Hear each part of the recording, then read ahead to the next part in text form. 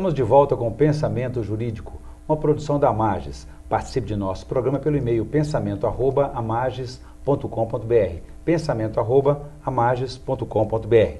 Hoje estamos discutindo a participação do Brasil em acordos internacionais pela reconstrução do Timor-Leste, o mais jovem país do mundo, localizado no Sudeste Asiático com 1.100.000 habitantes. Nosso entrevistado é o desembargador Dorgal Andrada, da 4ª Câmara Criminal do Tribunal de Justiça de Minas Gerais. Ele integra uma missão internacional que fica até o final do ano no Timor-Leste. Doutor Dorgal, estou voltando à questão anterior. Como é que é o judiciário em Timor-Leste? Eles estão saindo de uma eleição, saíram do primeiro turno e vão para o segundo turno ainda, eleitoral. Eles têm justiça eleitoral, como aqui? Pois é, lá é diferente. Realmente eles fizeram o primeiro turno para o presidente da República, mas lá o sistema é parlamentarista. Então o presidente da República não tem tantas funções como o nosso presidente da República no Brasil. E não tem justiça eleitoral. O curioso, existe uma lei que prevê a existência de uma Comissão Nacional Eleitoral, que é um órgão autônomo e subsidiado pelo governo federal, pelo governo da União, lá, o governo único, né, o governo federal. E esse órgão ele é composto de membros da sociedade, de técnicos, de membros da igreja, de membros dos sindicatos, membros do judiciário. É uma comissão de notáveis. E ela é que dá o início a toda a estrutura da eleição. Ela que monta os mesários, ela que manda imprimir as cédulas, ela que faz a contagem dos votos. Então o Poder Judiciário lá não participa da eleição. E tem legitimidade esse mesmo? Tem. Esse modelo, na verdade, ele também é um modelo praticado nos Estados Unidos e em alguns países da Europa, que não existe justiça eleitoral. Então é formado um comitê eleitoral, delegam a eles esses poderes de apuração, e eles resolvem, inclusive, algumas pendências que possam surgir na apuração. Só em último caso, só em casos muito extremos, é que eles vão à justiça eleitoral. Então a justiça eleitoral, ela apenas homologa o resultado, como aconteceu lá. O Conselho, a Comissão Nacional Eleitoral levou para o Supremo lá, para o Tribunal, e o Tribunal homologou o resultado. Esta é a segunda eleição em 10 anos. O fato de o presidente atual ser derrotado no primeiro turno e dois em segundo turno, um ex-guerrilheiro e um ex-ministro participando do segundo turno, isso mostra a vitalidade da democracia? Eu acho que isso foi um exemplo foi uma eleição pacífica, muito tranquila, em um país que também foi conturbado, né, de tensões políticas. A eleição foi muito tranquila, embora a ONU esteja com a presença lá, e a ONU ficou o grupo militar da ONU que está lá, que são 1.500 homens, ficaram de prontidão, esparramados pelo país. A segurança não é feita pelo próprio país ainda não? O país tem a polícia dele, tem o exército dele, mas a ONU ainda mantém lá um corpo que dá um suporte muito forte a eles. Que, segundo dizem, ela deixará em janeiro o país. Muito bem. Doutor, eu vou chamar os estudantes da Faculdade para me ajudar a entrevistar. Eu vou chamar a pergunta, então, da Lenir, primeira, por favor.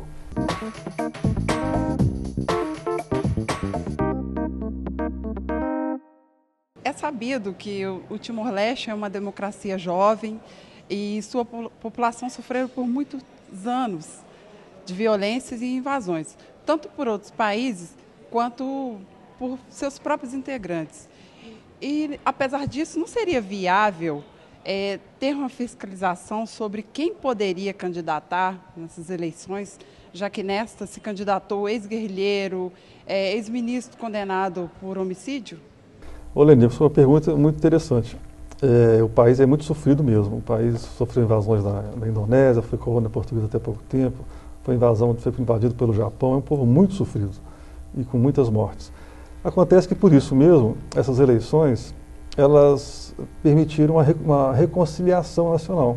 Eles não querem proibir ninguém que não esteja condenado a se candidatar. Então, as pessoas que estão morando, residindo no Timor e estão com livre trânsito, elas todas são candidatas, independente do que seja o passado, porque eles não querem ficar voltando e remexendo muito nos sofrimentos antigos. No Timor-Leste, há algum tipo de penalização quando existe evidência de indício de ilícito penal eleitoral? Ah, sim. Lá o Timor-Leste ele é curioso porque ele não tem um código eleitoral onde se especificam os crimes. Os crimes eleitorais lá estão no Código Penal. E ele elenca a variedade, uma gama talvez de 15 espécies de crimes eleitorais, mas crimes eleitorais que é uma seção do Código Penal. Então existem sim os seus crimes eleitorais. De 2002, né, para cá, quando foi reconhecida a independência internacionalmente, se o Timor-Leste ele está encaminhando realmente para a democracia, né? Uma vez que nós já estamos nas terceiras eleições, né? Um terceiro mandato, então gostaria de saber se realmente esse país está sendo encaminhado, né, para uma democracia. Ah, tá. Agora em maio vamos completar 10 anos de independência, de democracia, e ela vem sem dúvida se consolidando, inclusive ela tem um parlamento onde se faz o sistema parlamentarista, eles é que escolhem o primeiro-ministro, o judiciário funciona muito bem dentro dos seus limites físicos e materiais, e o presidente da República também participa da vida do país. Eu acho que o país está com muitas carências materiais, físicas, mas institucionalmente ele está se recompondo. Muito bem, agradecer então a participação dos estudantes Alenir, Marise e Gilda aí da Faculdade Promove. Agora, quanto ao idioma, doutor Dogal, qual que é o predominante nos processos judiciais? É o português ou essas variações étnicas que... Isso lá é um problema. Os processos, eles são mesmo escritos em português, atualmente. De uns 4 anos para cá, o tribunal insistiu e determinou que os processos são em português, e com isso os cursos de direito, os advogados estão se esforçando para falar o português, aqueles que não falam português. Mas nas audiências, a realidade é que muitas vezes a testemunha, o réu, as partes, eles não sabem o português. Ou eles falam a língua nativa que predomina, que é o teto, uma língua predominante, ou eles nem falam o teto, eles falam o dialeto da aldeia deles, porque eles vêm de longe para as testemunhas. Então é muito comum precisar de um tradutor, a não ser quando o juiz é timorense, ele entende com facilidade, o juiz timorense o teto, né, que é de lá mesmo, predominante, né? Mas é tudo lançado em português no processo. Mas às vezes até o juiz timorense tem dificuldade dependendo do dialeto, porque são mais de 20 dialetos, e o juiz timorense às vezes é só da capital, ele não conviveu com aquele dialeto, então é preciso de testemunho. Então é um pouco complicado o problema da língua lá. E qual que é a estrutura do judiciário? Vai ao interior também? O judiciário lá, assim, no momento ele tem um fórum na capital, o tribunal e o fórum da capital, e tem 3 fóruns, tem 3 comarcas no interior do país, 3 comarcas. Eles eles pretendem criar mais 2 ou 3 comarcas, mas por razões financeiras, eles ainda não instalaram essas 2 ou 3 comarcas no interior, para passar de 3 para 5 ou de 3 para 6. Mas é um plano deles, por causa da distância de deslocamento da população para ir nesses fóruns.